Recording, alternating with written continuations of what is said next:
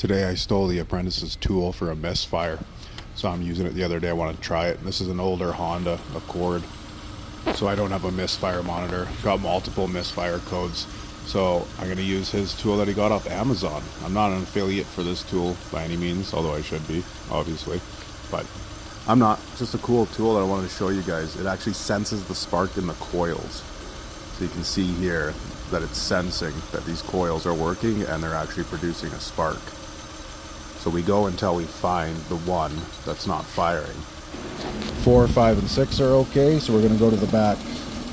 This is 3 is okay.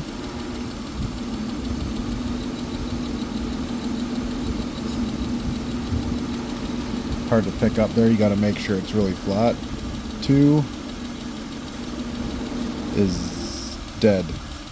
Completely dead, no action. So I'm going to switch coil 2 with number 4 in the front here and then see if it's still dead. That'll tell me if it's the coil, spark plug, or wires. And there is a lot of spark plug coil testers out there. This one's just really cool because you don't need to remove the coil to test it, and it seems to be fairly accurate. Okay, so we got that coil in the front there on number 4. You can see I've marked it with 2. We're going to test it. Nothing, still dead, and we know for a fact that that coil was firing in that cylinder. So right away I know this coil is dead.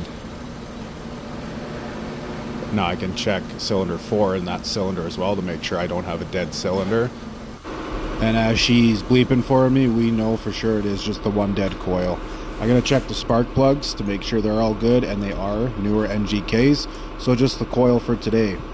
The old school way we test these, not the safest, is stick a screwdriver in the coil and ground it out on the engine, and you'll see sparks, and that'll tell you if it's firing or not.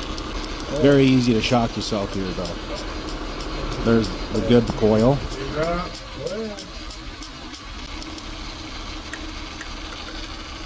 Keep it there. Here's the dead one.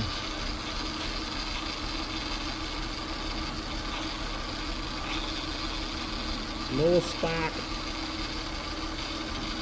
Did you know that if you can see and hear a spark, it can be anywhere from 20 to 100,000 volts? Yes, sir. Let me know how the widescreen video format did for you guys, or if you prefer the vertical portrait videos. We'll see you next time. A bonus video if you want to see what not to do when you're doing the screwdriver test. Don't do this, because you see me get shocked right here. Don't pull it out while it's running. Have it ready and set to ground already before you do it. Let's see that again in slow motion. And I put the screwdriver inside.